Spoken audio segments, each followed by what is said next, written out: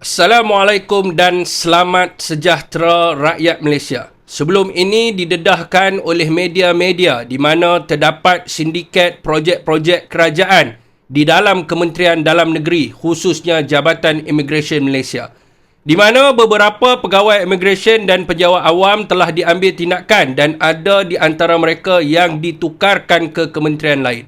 Saudara dan sedari, semalam saya berjumpa dengan seorang pesara immigration. Beliau memaklumkan bahawa antara projek Jabatan Immigration Malaysia yang bermasalah dan terkait dengan sindiket ini adalah projek perkhidmatan penyelenggaraan Pusat Pemulihan Bencana DRC Jabatan Immigration Malaysia bernilai 10.9 juta ringgit dan perkhidmatan sewaan sistem CCTV di Pejabat Penguatkuasa dan Depo Immigration Malaysia bernilai 24.8 juta ringgit. Saya difahamkan kedua-dua projek ini bermasalah dan belum disiapkan sehingga ke hari ini untuk digunakan walaupun kerajaan telah membelanjakan puluhan juta ringgit wang rakyat.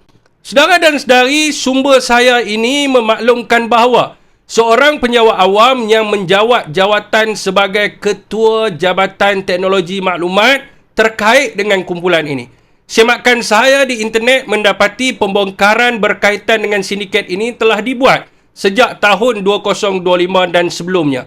Namun, tiada sebarang tindakan diambil oleh Suruhanjaya Pencegahan Rasuah Malaysia.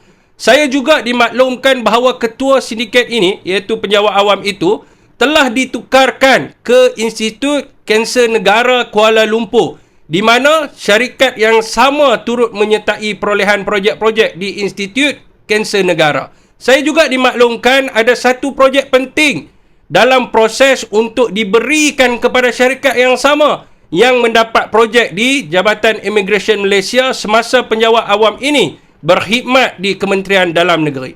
Saudara dan sedari, saya dibekalkan beberapa dokumen dan fail di mana insya-Allah dalam masa terdekat saya akan memfailkan aduan kepada pihak Suruhanjaya Pencegahan Rasuah Malaysia secara rasmi agar tindakan dapat diambil kepada sindiket ini.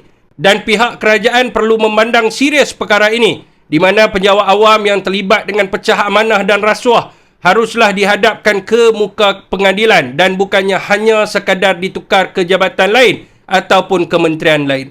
Jika mereka ini hanya sekadar dipindahkan, maka gejala rasuah tersebut akan berterusan di mana mereka berkhidmat sekarang ini. Sebagaimana kes di Jabatan Immigration sekarang ini berpindah ke Institut Kanser Negara. Saya yakin dan percaya jika penjawat awam ini hanya sekadar ditukarkan, sudah tentu ada pihak yang cuba melindungi beliau, di mana saya rasa budak umur 5 tahun pun boleh nampak di mana semasa di Kementerian Dalam Negeri syarikat yang sama dia bawa. Sekarang ini di Institut Kanser Negara pun syarikat yang sama. Apakah respon rakyat Malaysia dan terutamanya Suruhanjaya Pencegahan Rasuah Malaysia?